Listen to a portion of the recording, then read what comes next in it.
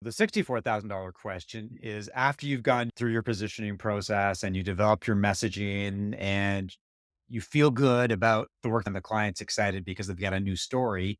How do the client quantify the ROI of the work that you've done? Am I getting value for money? Is this going to move the needle for the business? Otherwise, it's just positioning for the sake of positioning. Just like a lot of companies write content for the sake of Yeah. content. How does your client measure the success of your work?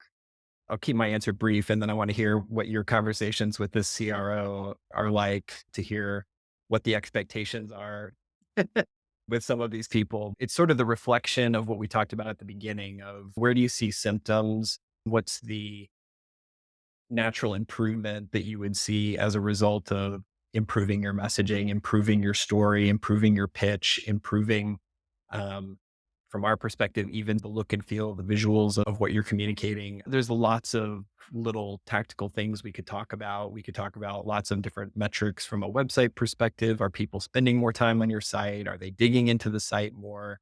Is awareness of your brand growing because now people have a way to tell other people about what you do in a succinct way, which is a really valuable part of this process is, are you equipping your customers to repeat this story to other people in a way that is easy? That's another great signal that you've got a strong position is, can someone not just remember it, but can they retell it to other people?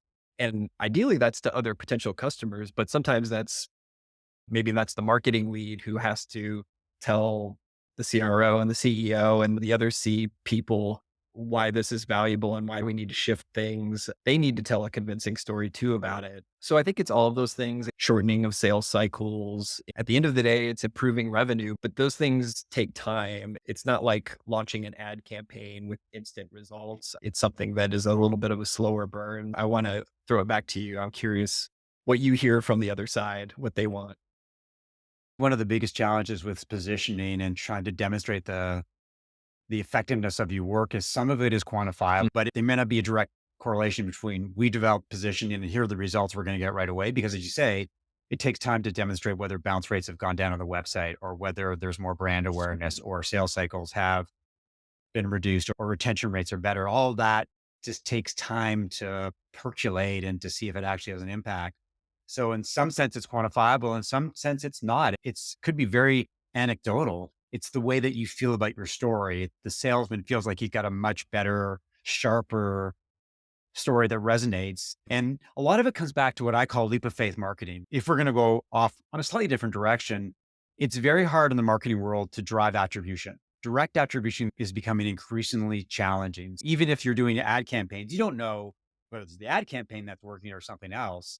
It comes back to the work that we do with positioning is that, yes, it could be positioning or it could be something else, but it's all part of this big marketing mix. And I think at the end of the day, it comes down to, at least in my view, does the CMO, does the CFO, does the CEO feel that they've got a much better Yeah. story, a story that they feel resonates?